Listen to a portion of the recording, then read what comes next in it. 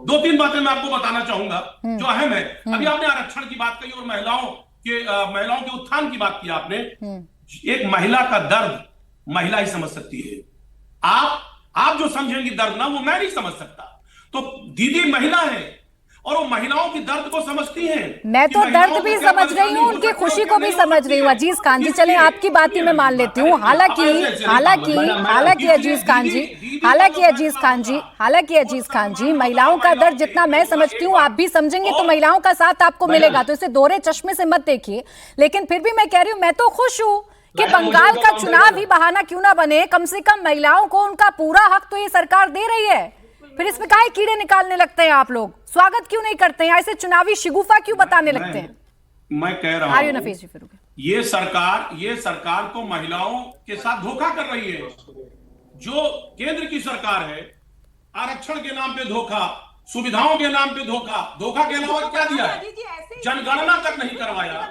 हमारे नेता लगातार मांग करते रहे कि महिलाओं की जनगणना में उनका भागीदारी सुनिश्चित हो जाए कि आखिर महिलाओं की क्या स्थिति है और क्या अनुपात है उनका। लेकिन बीजेपी की नीयत ठीक नहीं है, मंशा ठीक नहीं है, इसलिए जनगणना नहीं कराया। अच्छा ठीक है, ये महिलाओं की अच्छा ठीक है, एक एक करके बात करते हैं। चले, ये पैमाना मुझे जरूर बताइएगा या ये मशीन मुझे जरूर दिखाइएगा जिसमें आप नियत को आंक लेते हैं, नियत को पता लगा लेते हैं कि किसकी नियत कितनी अच्छी है, क्योंकि इस पैमाने पर आप भी कसे जाएंगे अजीज खान जी।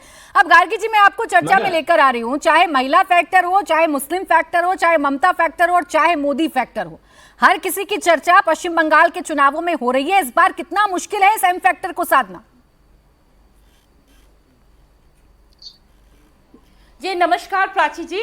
पहली बात तो मैं ही यहाँ पे हूँ जो बंगाल की मैं बेटी हूँ, तो दादा जो मानस दा बोल रहे थे ना, उनको थोड़ा पहले काउंटर कर लूं मैं। पहले उनके जो आंकड़े थे ना, आपको पता है बंगाल का क्या ऋण है? 8 लाख करोड़, 6,668 जो इंडस्ट्री चले गए हैं बंगाल से, 18,450 एमएसएमईज बंद, 8,000 गवर्नमेंट स्कूल्स बंद, गवर्नमेंट स्कूलों में 3 लाख टीचर्स नहीं है। तो ये सब जो वो लोग लेके आए थे ना, वो आंकड़े पता नहीं मुझे कहां से लेके आए। और एनसीआरबी की जो डेटा है, आपको पता है कि महिलाओं के अगेंस्ट जो क्राइम है 34,000 के ऊपर है 2023 की। सबसे ज्यादा एसिड अटैक बंगाल में होता है, 27.5% पूरे देश में, ये तो है। और जो आप इन्होंने बोला ना कि अरे भाई दीदी की जो पूरी जो इलेक्शन है, दीदी की जो पूरी राजनीति है वो तुष्टीकरण की राजनीति, उन्होंने किसी का भला नहीं किया, नहीं मुस्लिम का भला नहीं किया, मुस्लिम के लिए कुछ नहीं किया, लेकिन तुष्टीकरण इतनी की ना, उनको बोला दूध देने वाले गाय।